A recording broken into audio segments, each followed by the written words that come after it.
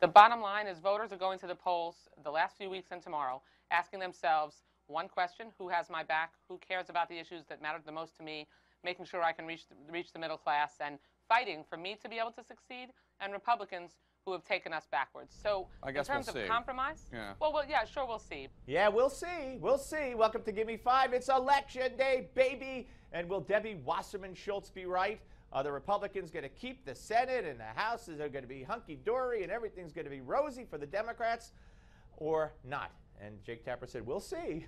Here's more. But in terms of compromise, you know, Republicans have been obstructionist over and over again. And Ted Cruz just today doubled down on that obstruction and promised that if for some strange reason they do take the majority, that he's going to push as hard as he can to make sure that, just like the obstruction in the House, that the Senate digs in and does as much to block the president and stop him from making progress as they could. Congresswoman, that's what we can expect. Yeah, good, good. Because 70% of Americans think the country's heading in the wrong direction and they don't agree with Obama's policies. So good. This is a good thing. Thank you, Debbie, for making that clear to the American public. Next.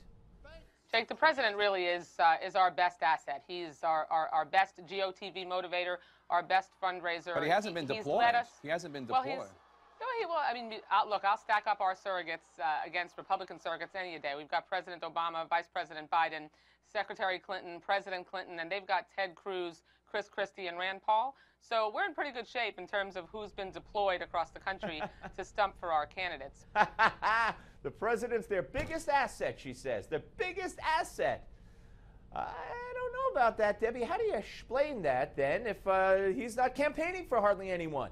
I mean, give me a break. How dumb do you think the American people are? And the answer is pretty dumb, pretty vulnerable, pretty pathetic is what the Democrats believe they're dealing with the average voter, especially the average minority or female voter. Next.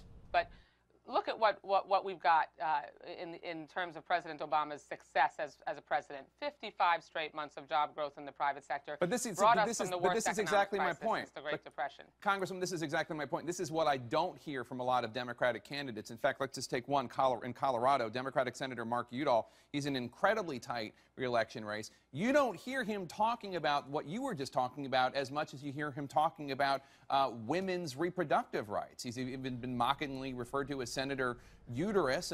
Senator Uterus. That's not my words.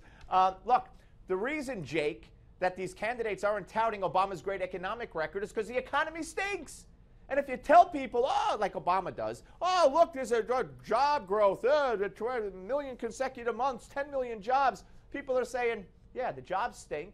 I'm unemployed. I've given up. They understand. They're living it. So no matter what you tell them, it's not going to change what they're living. That's why they're not touting the great economy, because, Jake, it stinks. More. Jake, there's a reason that women voters are turning out and overwhelmingly supporting our Democratic candidates like Mark Udall, like Bruce Braley. I mean, the gap between Republicans and Democrats with women is huge, not only because we have supported women's right to make their own health care choices and instead of their bosses or politicians, but also because we support equal pay for equal work, and the Republicans had blocked it at every turn. And we support an increase in the minimum wage, and Republicans don't. Blah, blah, blah, blah, blah, blah, blah. Get people jobs, have a real economic system and plan for growth. Health care, Obamacare, deductibles out of control, more. At the end of the day, that is the question that will turn on for every single voter. They want to make sure that they've got elected officials all across this country, and I'm on the ballot tomorrow too. You know, I know what I hear from my constituents is that they want us to work together. They want us to focus on jobs and the economy. What they don't want is a Republican majority in the Senate that would double down on suing the president for doing his job or shutting the government down like Ted Cruz led the fight to do a year ago, which cost our economy $24 billion. All right. That's what we can expect, and that's why if Republicans do take over, I don't think they will, because I think voters across the country will reject their brand of Republican Tea Party extremism. Blah, blah, blah, blah, blah. Keep it up, though, Debbie. You're good for the Republicans. Your Newsmax Now update is next, right here on Newsmax Television.